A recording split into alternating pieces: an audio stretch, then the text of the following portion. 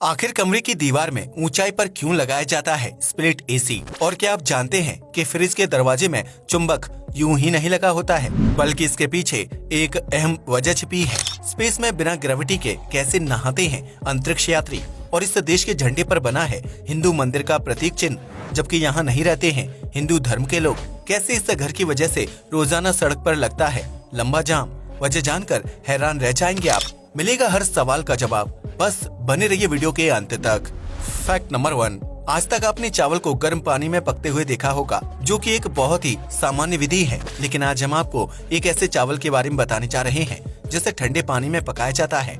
इसे कोमल चावल के नाम से जाना जाता है, जिसे सबसे पहली बार असम में ब्रह्मपुत्र नदी के किनारे स्थित माजुली द्वीप पर उगाया गया था। इस चावल को उगाने के लिए जैविक खाद का इस्तेमाल किया जाता है, जिसमें पोषक तत्वों की भरपूर मात्रा पाई जाती है, और इस वजह से कोमल चावल की डिमांड मार्केट में साल भर रहती है। इस चावल को पकाने के लिए गर्म पानी या आग की जरूरत नहीं होती है, बल्कि इसे आधे घंटे के लिए ठंडे पानी में डालकर छोड़ दिया जाता है, और आधे घंटे बाद यह चावल पककर खाने के लिए तैयार होते हैं। इस वजह से असम के लोग कोमल चावल का उत्पादन और सेवन काफी ज्यादा करते हैं, जिसे पकाने के लिए उन्हें ज्यादा संसाधनों की जरूरत नहीं होती है। इस चावल की कीमत 60 से 80 रुपए प्रति किलोग्राम के आसपास होती है, जिसका स्वाद अन्य चावलों के मुकाबले थोड़ा अलग और स्वादिष्ट होता है।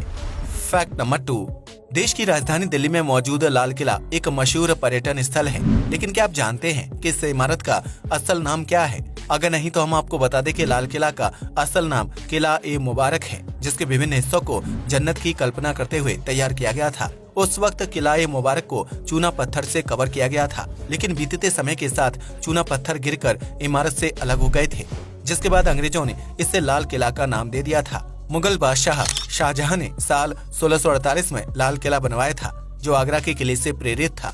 इस किले को बनवाने के साथ ही शाहजहां ने अपनी राजधानी को आगरा से दिल्ली शिफ्ट कर दिया था, जिसके बाद उन्होंने और उनके वंशजों ने दिल्ली से ही अपनी सल्तनत को संभाला था। फैक्ट नंबर 3, चीन के एक हाईवे पर रोजाना गाड़ियों की लंबी कतार देखने को मिलती है, क्योंकि इस सड़क के बीच एक घर बड़ी शान से खड़ा है। इस घर को नेल हाउस के नाम से जाना जाता है, जो चीन की एक व्यस्त सड़क के बीच मौजूद है। ऐसे में घर की वजह से सड़क का आकार छोटा हो जाता है, जिसकी वजह से यहाँ सुबह शाम गाड़ियों की लंबी कतार लग जाती है और लोगों को अपने घर पहुँचने में काफी दिक्कत होती है।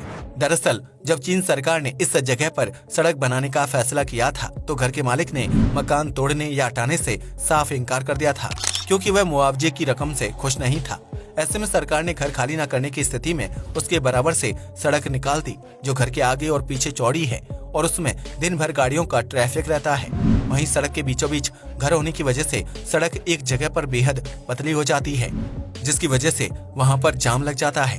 हालांकि इससे सड़क के मालिक को दिन भर गाड़ियों का शोर सुनना पड़ता है, लेकिन वह जिद की वजह से घर खाली नहीं करता है। चीन में इस तरह के नील हाउस की संख्या काफी ज्यादा है, जहां मकान मालिक और सरकार के आपसी विवाद की वजह से आम लोग परेशानी झेलते हैं। फैक्ट नंबर 4, उत्तर प्रदेश के कन्नौज को खुशबू का शहर कहा जाता है, जो गंगा नदी के किनारे बसा हुआ है। दरअसल कन्नौज में इत्र का व्यापार बड़े पैमाने पर किया जाता है, जहां हर प्रकार के परफ्यूम और इत्र को बनाया व बेचा जाता है। इस वजह से कन्नौज की गली और मोहल्लों में इत्र की खुशबू रहती है, जिसकी वजह से इसे भारत का खुशबू वाला शहर कहा जाता है। बताया जाता है कि कन्नौज में इत्र बनाने की शुरुआत मुगल काल के दौरान हुई थी, क्योंकि शाही परिवारों में खुशबू वाले कपड़े पहनने का प्रचलन था। ऐसे में कन्नौज में अलग अलग फूलों से इत्र और परफ्यूम तैयार किया जाने लगा था, जिससे बीतते वक्त के साथ शाही परिवार के अलावा आम लोग भी इस्तेमाल करने लगे थे। यहाँ व्यापारी पीढ़ी दर पीढ़ी इत्र बनाने और उसे बेचने का काम करते हैं, जहाँ से पूरे भारत में खुशबू की सप्लाई की जाती है, और विदेशी पर्यटक भी कन्नौज से इत्र खरीदना पसंद करते हैं। फैक्ट नंबर 5, आप में से बहुत से लोग कॉफी का सेवन करते होंगे, लेकिन क्या आप जानते हैं कि कॉफी को हिंदी में क्या कहते हैं? अगर नहीं तो हम आपको बता दें कि कॉफी को हिंदी में कहवा कहा जाता है, जो ब्लैक और दूध से बनी हर प्रकार की कॉफी के लिए इस्तेमाल किया जाता है। अब आप में से बहुत से लोग ये कहेंगे कि कहवा तो एक प्रकार की चाय होती है, जो कश्मीर में काफी ज्यादा फेमस है। लेकिन हम आपको बता दें कि कश्मीर में मिलने वाला कहवा को भी गर्म पेय पदार्थ के रूप में सर्व किया जाता है, जो जड़ी बूटियों से बनी एक प्रकार की चाय होती है। लेकिन इसका ये मतलब नहीं है कि उस चाय का नाम कहवा है, बल्कि उसके गर्म होने की वजह से उसे कहवा कहा जाता था।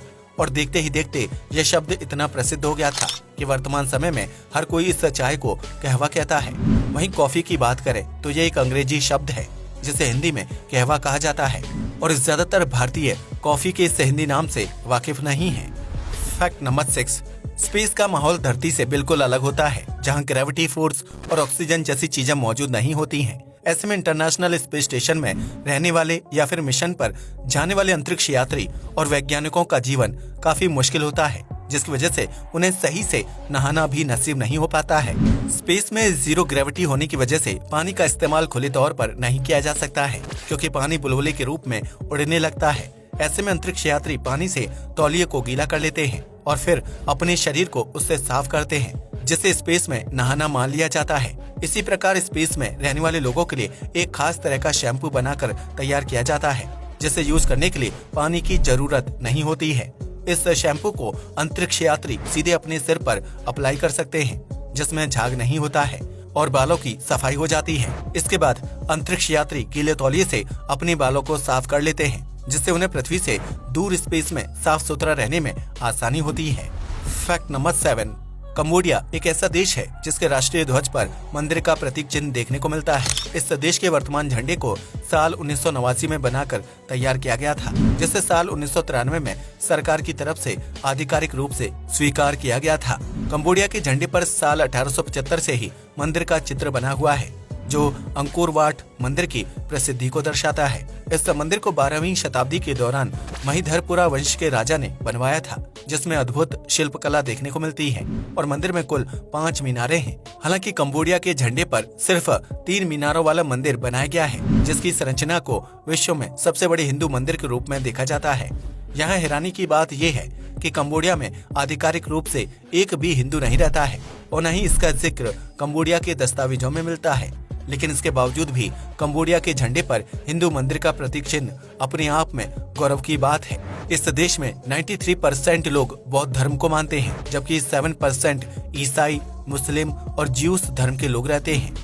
फैक्ट नंबर 8, वोडाफोन का एक पुराना ऐड आपको जरूर याद होगा, जिसमें सफेद रंग के कार्टून दिखाई देते हैं। लेकिन आपको यह जानकर हैरानी होगी कि विज्ञापन में दिखाई देने वाले यह कार्टून असल में इंसान है, जिन्हें सफेद रंग की पोशाक पहनाकर वीडियो को शूट किया गया था। वोडाफोन ने इस कैरेक्टर का नाम जूजू रखा था, जो भारत समेत पूरे विश्व में काफी ज्यादा फेमस हुआ था। इस विज्ञापन और जूजू की मेकिंग के लिए वोडाफोन को कई अवार्ड से सम्मानित किया गया था, जबकि मार्केट में जूजू के चाबी की छल्लों से लेकर बैग और टी शर्ट की बिक्री काफी बड़े लेवल पर हुई थी।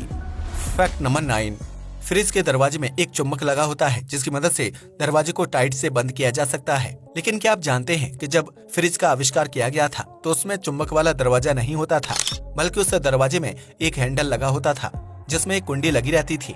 ऐसे में कई बार छोटे बच्चे उस कुंडी को खोलकर फ्रिज के अंदर चले जाते थे, जिससे दम घुटने की वजह से उनकी मौत हो जाती थी। जब इस तरह के मामलों में वृद्धि होने लगी तो फ्रिज के दरवाजे को एक बार फिर नया लुक दिया गया था।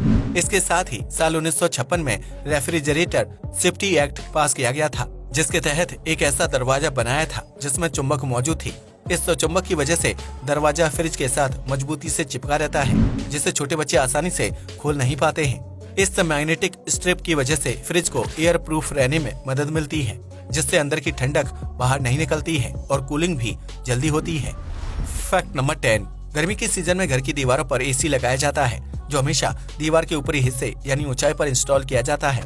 लेकिन क्या आप जानते कि एसी को इतने ऊपर क्यों लगाया जाता है? दरअसल ऐसा कूलिंग को ध्यान में रखते हुए किया जाता है। एसी से ठंडी हवा निकलती है जो ऊंचाई से नीचे जमीन की तरफ आती है और इससे कमरा जल्दी ठंडा हो जाता है। एसी कमरे की गर्म हवा को खींचकर उसे ठंडी हवा में तब्दील करके वापस कमरे में फेंकता है। ऐसे में गर्म हवा हल्की होती है और वह कमरे में ऊपरी हिस्से में मौजूद होती है। इस वजह से गर्म हवा को ध्यान में रखते हुए एसी को दीवार पर ऊपर लगाया जाता है, ताकि वह गर्म हवा को आसानी से खींच सके और ठंडी हवा का फ्लो बना रहे। इसके अलावा जब एसी से ठंडी हवा बाहर निकलती है तो उसे जमीन तक पहुंचने के लिए ट्रैवल करना पड़ता है और इस वजह से पूरे कमरे में ठंडक फैल जाती है। आज के लिए बस इतना ही। वीडियो पसंद आया हो तो इसे लाइक और शेयर करें। धन्यवाद।